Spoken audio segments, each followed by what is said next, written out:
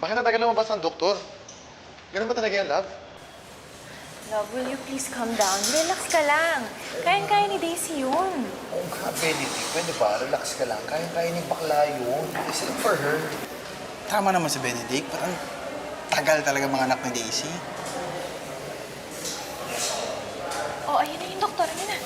It's a bouncing baby boy. Congratulations, daddy na po kayo. Oh, thank God! Sabi ko sa'yo eh. Kaya-kaya ni bakla yun eh. Tara, punta natin siya.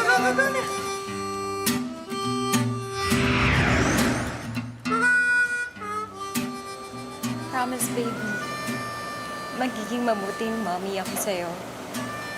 Sisiguraduhin ko magiging maganda ang kinabukasan mo.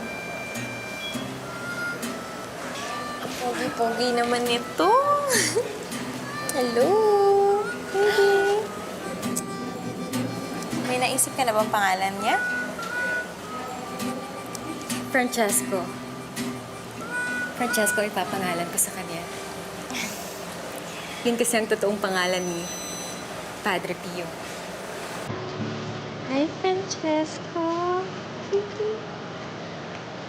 Francesca ang pangalan ng anak natin. Napakaganda. Thank you, Daisy.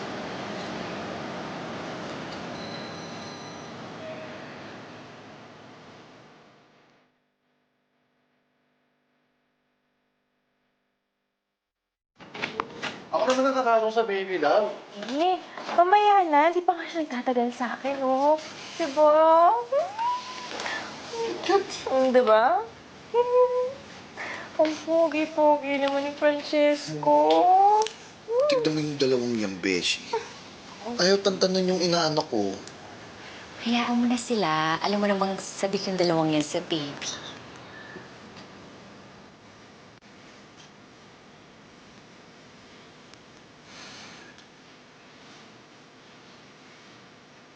Ako rin, gusto ko din magka-baby. Bakit? Wala, tumatawa ko dito sa banda. Bawal ba ako magkaanak? Pwede. Support.